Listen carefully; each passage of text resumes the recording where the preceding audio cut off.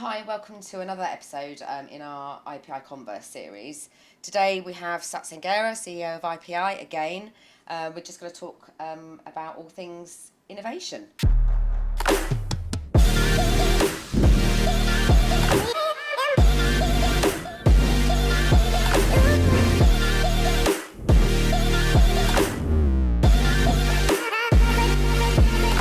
So I'd be really interested to hear why innovation is personally important to you and how it's influenced the development of our key services and solutions.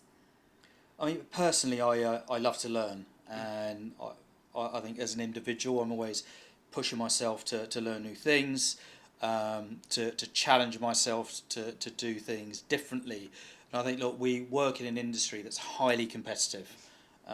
We work in an industry that's highly exciting, and we're in an industry where clients are forcing us to change and adapt so we can bring them innovative solutions. So I think, if you combine all those things together, as an organisation, I firstly encourage everybody to come forward with ideas that will help us on that journey of adaptation and being ahead of the competition and thinking about new ways in which we can improve services. So I think, look, innovation's a word that is loosely used, and quite frankly, it's to make it real. We have to really think through outcomes that clients are looking to achieve.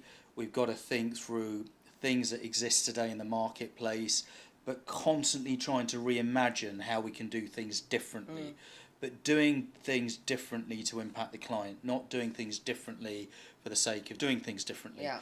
So I thought it's just an ongoing process. It's not one thing that you can wake up with and innovate and it's done. It's a constant process, and it's our job just to ensure that, within the culture of the company, it's part of our DNA. And thankfully, we've created an environment at IPI now where, where people are not having to consciously think about innovation all the time. It's part of our DNA. And the reason I think it's part of our DNA is because it's not always about innovating new pieces of technology.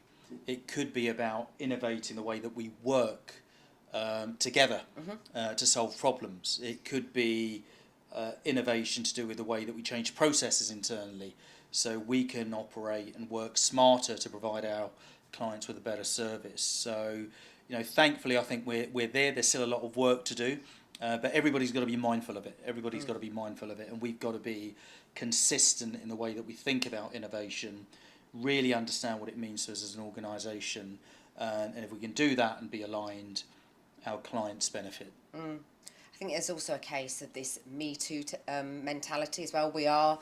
It's a very niche business that we're in, and Yes. like you said earlier, it's a load of competition. So we've got to differentiate ourselves, right? So I guess having that innovation piece is a brilliant way of us differentiating.